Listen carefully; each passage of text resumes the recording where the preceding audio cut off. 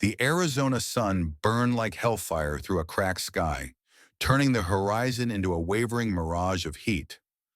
Colton Hayes stood motionless atop his watchtower, Winchester rifle steady in weathered hands. His eyes, sharp despite his 42 years, caught movement along the eastern ridge. Dust clouds. Riders coming fast. Not today, he muttered, adjusting the scope on his rifle. 6 long years had passed since Colton buried Elizabeth and their boy. 6 years of silence and dust. The drought had killed nearly everything else. All that remained was the Triple H Ranch and the memories that haunted it. The riders disappeared behind a rocky outcropping. Colton's jaw tightened. Former Union scout, 4th Cavalry Regiment. Instincts never die. Something wasn't right. Blood on the trail. Fresh tracks splitting off from the main group. He climbed down the ladder, boots hitting the parched earth with practiced silence. The heat pressed against him like a physical weight as he followed the divergent tracks, leading away from the main trail toward his fallen fence line. That's when he saw her, a small Apache girl, no more than 7, crumpled against a fence post. Her deerskin dress was dark with blood from a gunshot wound in her shoulder. An empty canteen lay beside her tiny hand. Her chest rose and fell in shallow, desperate movements. Colton hesitated. Apache. His hand drifted to the scar that ran from his collarbone to his ribs, a reminder of his last encounter with the tribe. The war had taught him to fear what was different, to hate. But the war had ended. In one fluid motion, he knelt beside the child. Field medicine came back instantly, skills learned stitching up fellow soldiers under Confederate fire. He pressed a bandana against the wound, stemming the bleeding. "Hang on, little one," he said, uncorking his own canteen. The last of his water trickled between her cracked lips. Her eyes fluttered but didn't open.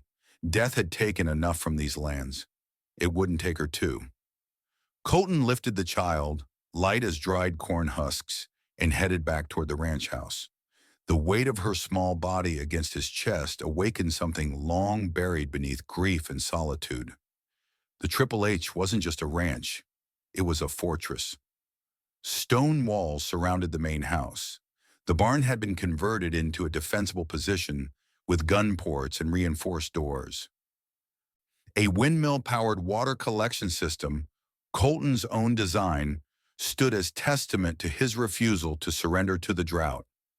Inside, he laid the girl on his bed, the same one where Elizabeth had drawn her final breath. The fever had taken her quick. Their boy followed 3 days later.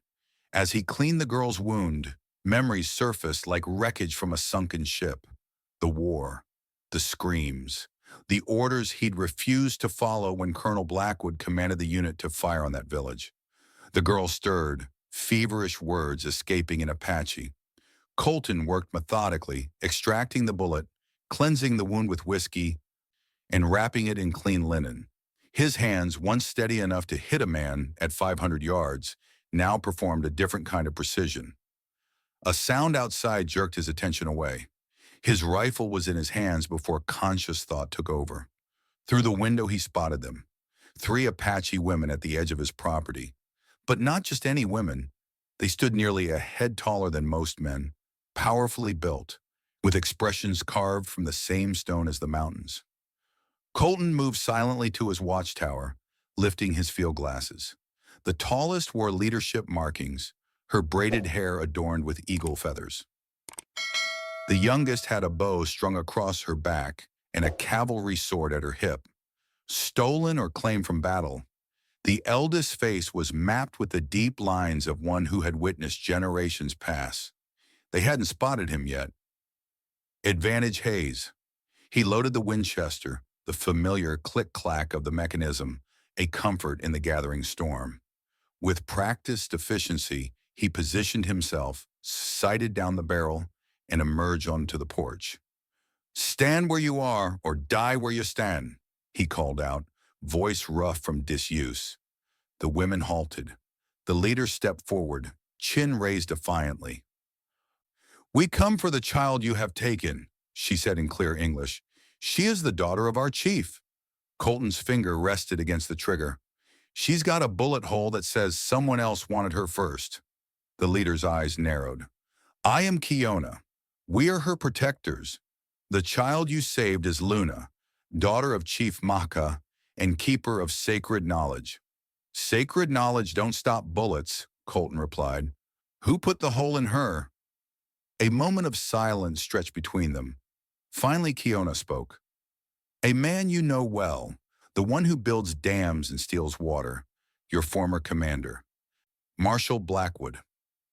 The name hit Colton like a physical blow. Colonel Marshal Blackwood, the butcher of Broken Creek, the man who'd ordered the massacre of civilians and court-martialed Colton when he refused to participate. Blackwood's in these parts? His voice remained steady despite the thunder in his chest. He controls the water now, said Kiona, and he will come for the girl. Colton's jaw clenched. Then with deliberate slowness, he lowered his rifle. You better come inside. Tension filled the cabin like gun smoke. Colton stood with his back to the wall, watching the three Apache women gather around Luna. The eldest, Mita, examined the wound with knowing hands. You have skill, she said without looking up, but she needs medicine from our village. Why was she alone? Colton demanded. Why wasn't she protected? Kiona's eyes flashed. We were attacked. Our village burned. Luna ran with the last of our warriors. They felt protecting her escape. What does Blackwood want with a child? Tala, the younger warrior, spat on the floor. He thinks she can lead him to the Lost Canyon. Gold, Colton said flatly. Always comes down to gold. No, Kiona corrected. Something far more precious in these times. Water. An ancient spring hidden in sacred lands. Meta finished her examination.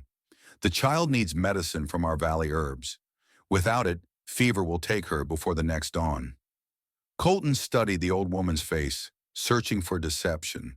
Finding none, he made a decision he knew he might regret. I'll take you, he told Meta. Just you. The others stay with the girl. What Colton didn't say, what years of solitude had taught him, was that trust was a luxury he couldn't afford. But debt was something he understood.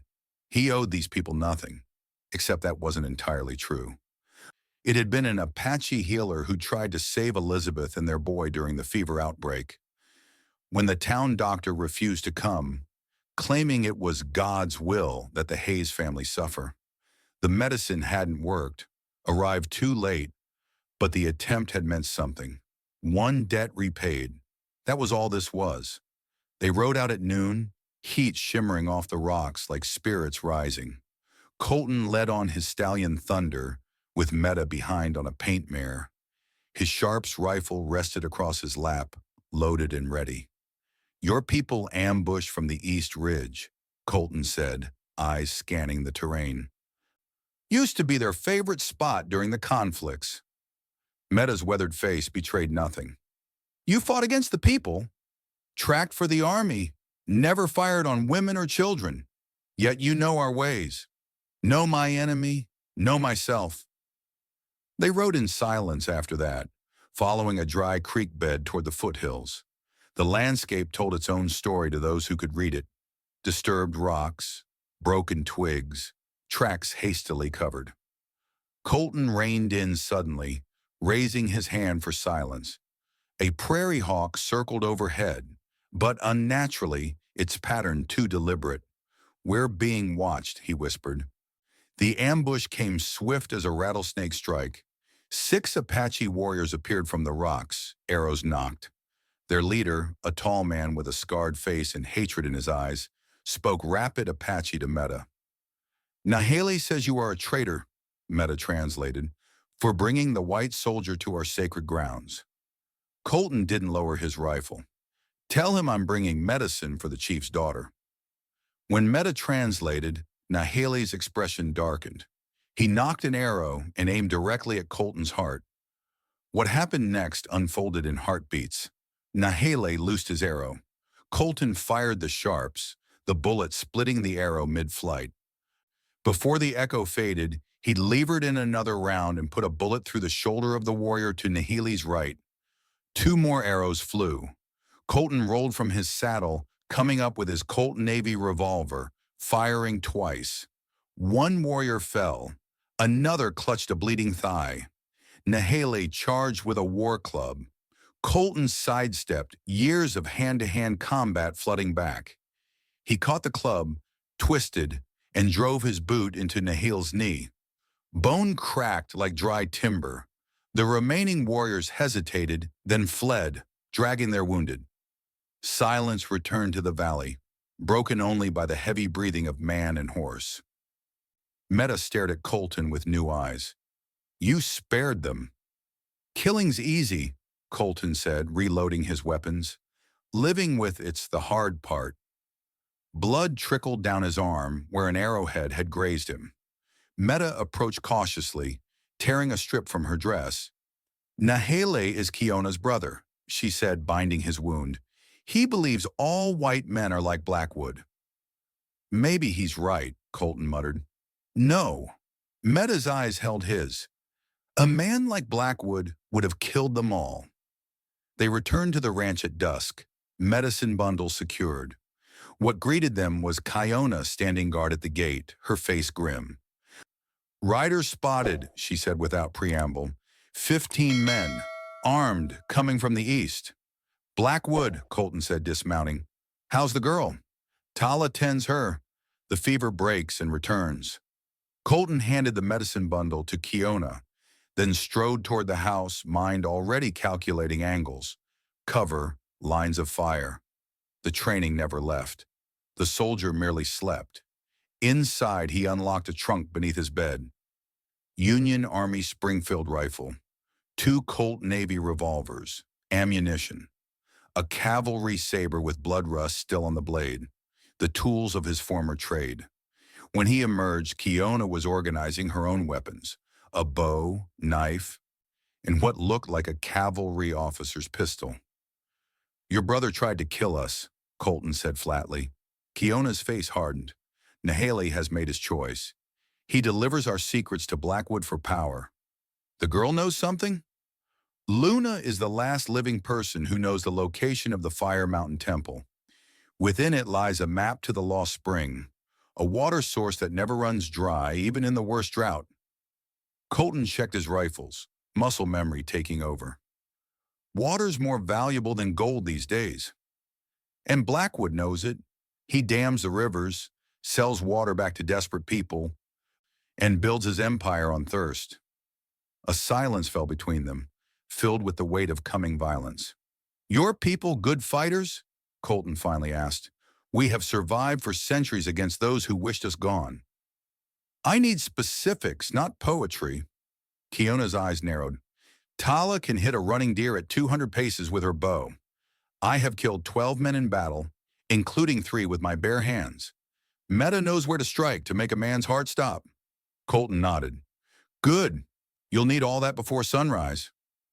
He outlined his plan quickly: traps at the likely approach points, crossfire zones, escape routes if things went south. Kiona listened intently, adding suggestions from her warrior's experience. In the midst of their planning, Luna appeared in the doorway, pale but standing. The medicine had worked. Her dark eyes fixed on Colton with unnerving intensity. "You fought beside my father," she said in perfect English, "at Broken Creek." Colton stiffened. "How would you know that?" "I see things in dreams. You stood against the yellow-haired soldier who ordered death. You said no." The room seemed to grow colder. 6 years since that day. Since he'd refused Blackwood's order to fire on the village. Since the court-martial that ended his military career but saved his soul. "Your dreams tell you anything useful?" Colton asked gruffly. "Like how many men Blackwood's bringing?" Luna closed her eyes briefly. "Many.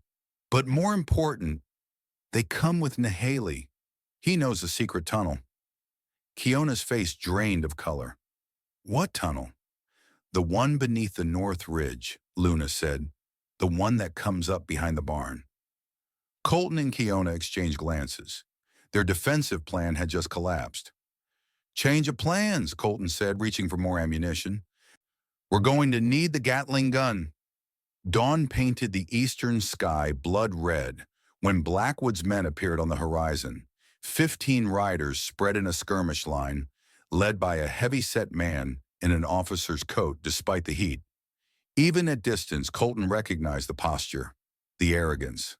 Colonel Marshall Blackwood, older, grayer, but unmistakable. From his position atop the barn, Colton tracked the approaching riders through his scope. Standard cavalry approach. Predictable. But where was Nahaley?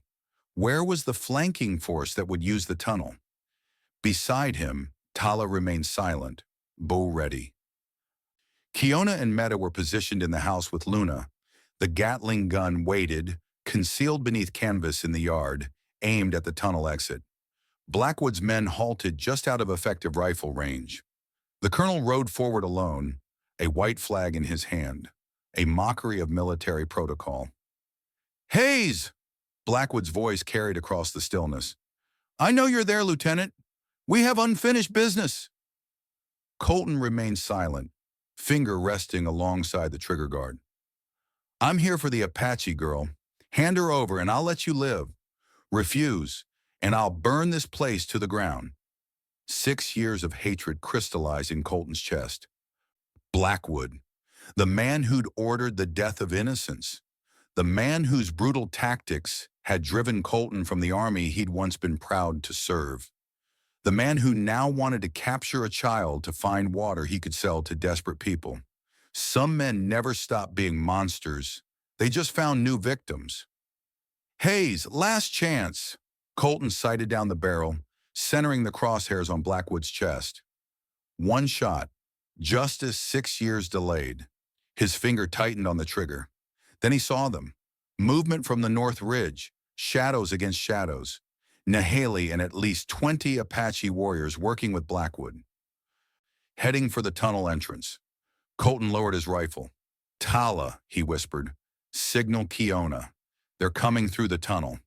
Tala nodded, sending a bird call across the yard. The real battle was about to begin. The first explosion rocked the ground beneath the North Ridge. Colton had mined the tunnel entrance during the night, an old army trick. Screams echoed across the rocks. Blackwood, realizing his surprise attack was compromised, signaled his men forward. Gunfire erupted across the ranch yard. Colton's first shot dropped Blackwood's lieutenant from his horse. His second shattered the knee of a rider trying to reach the water tower. The third went wide as a bullet splintered the wood beside his head. Tala's arrows found targets with deadly precision. One rider, then another, fell clutching feathered shafts in their chests and throats. From the house, Kiona's rifle barked in regular intervals, each shot followed by a cry or a thud of a falling body. But Blackwood had numbers. His men pressed forward, taking cover behind rocks and troughs. Return fire forced Colton and Tala to duck behind the barn roof parapet. Then came the sound Colton had been dreading, shouting from inside the barn, the tunnel.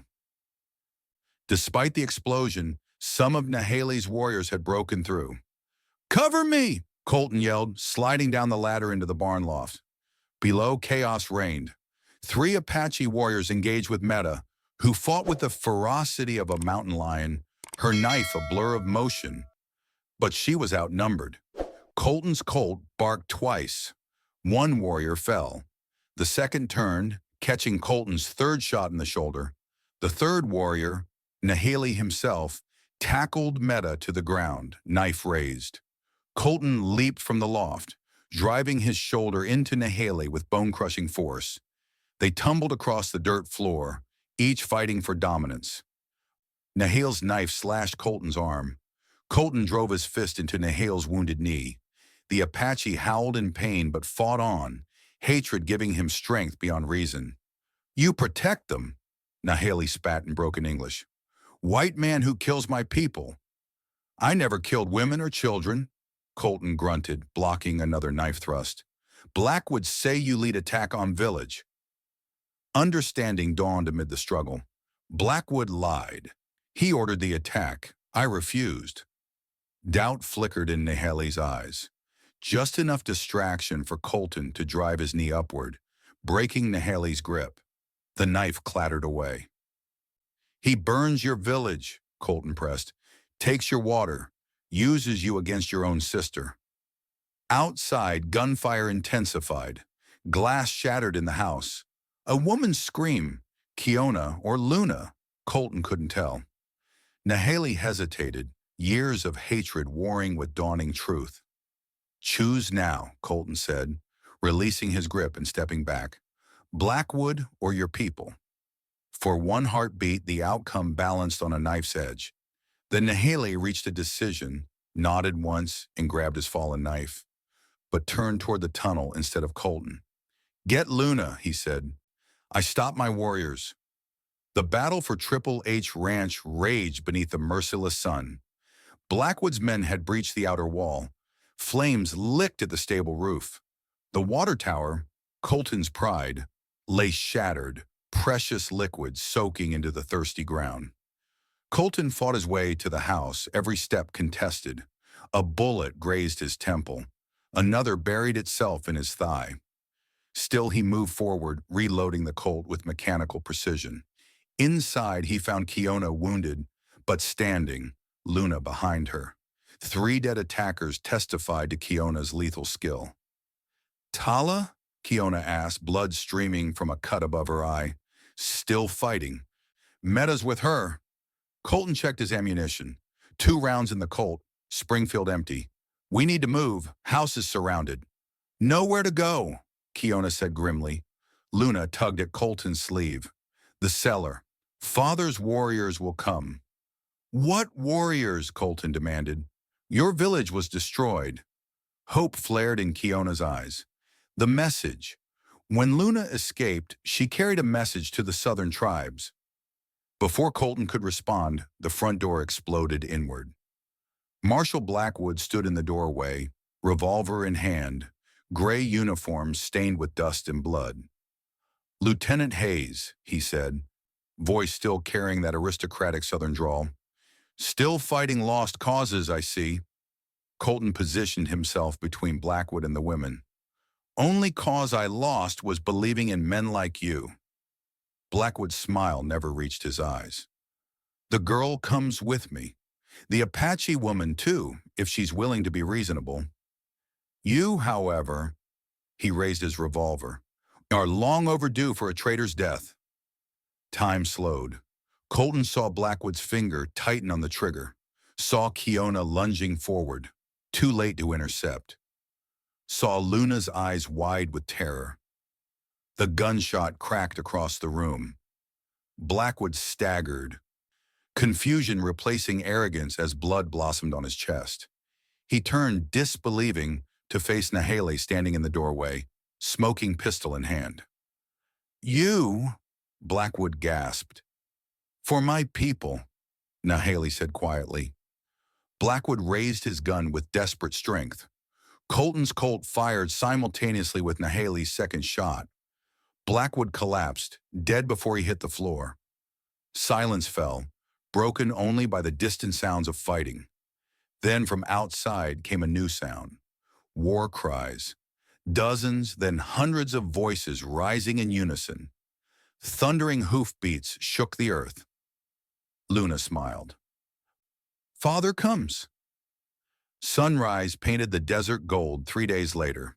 The battle had ended with Blackwood's men fleeing before the combined might of 3 Apache tribes. Those who surrendered were allowed to leave, weaponless, with a warning never to return. Colton stood before the ruined dam, watching as Apache warriors and a handful of local settlers, people who had suffered under Blackwood's water tyranny, worked together to breach the final section. Beside him stood Kiona, her wounded arm bound but healing. Beyond them, Luna sat with Meta, learning the medicine ways that were her birthright. "Water will flow again," Kiona said. "The valley will heal." Colton nodded, eyes fixed on the dam. "Won't bring back those who died for it." "No, but their sacrifice brings life to those who remain." The final charges detonated. Stone and timber gave way before dynamite and determination. Water rushed through the breach, a roaring testament to freedom regained. Chief Maka approached, his presence commanding respect without words.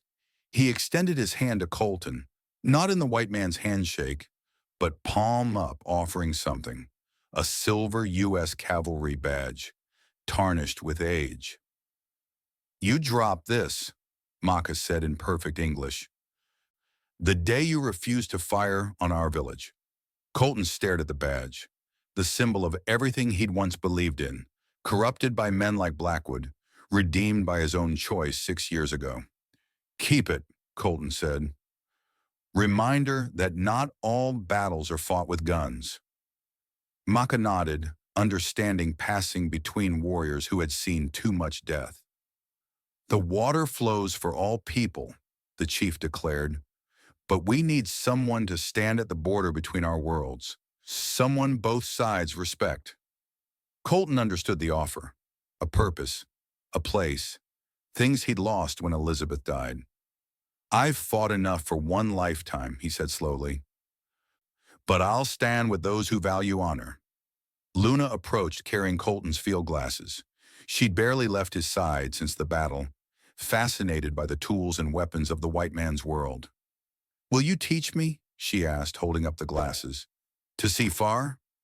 Colton knelt, adjusting the glasses for her smaller face. "These won't help unless you know what to look for." "And you will show me?" For the first time in 6 years, Colton Hayes smiled. Not the full, carefree smile of his youth. That man was gone forever. But something new, something tempered by loss, yet unbroken. "Yes, little one, I'll show you."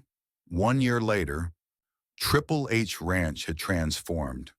No longer just a cattle operation, it had become a trading post where Apache and settler alike could exchange goods fairly.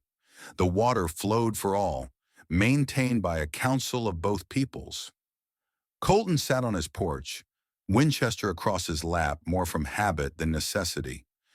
The setting sun turned the desert to flame, shadows lengthening across land that had begun to heal from drought's long grip. Kiona stood beside him, their relationship one of deep respect rather than romance. Two warriors who had found honor in each other's different worlds. From the distance came the sound of approaching riders. Luna, now strong and healthy, ran ahead to the watchtower, using Colton's field glasses with practiced skill. "Wagon train," she called down. 20 people, women and children among them.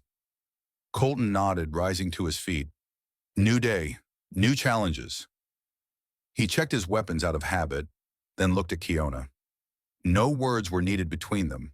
They had forged something stronger than the bonds of blood or love, a pact written in sacrifice and sealed with honor. "We are ready," Kiona said simply. As the sun sank below the horizon, Colton Hayes walked toward the approaching wagons. A man who had lost everything yet found something worth fighting for. A future where different peoples could share the same precious gift, the last drop of water in a thirsty land.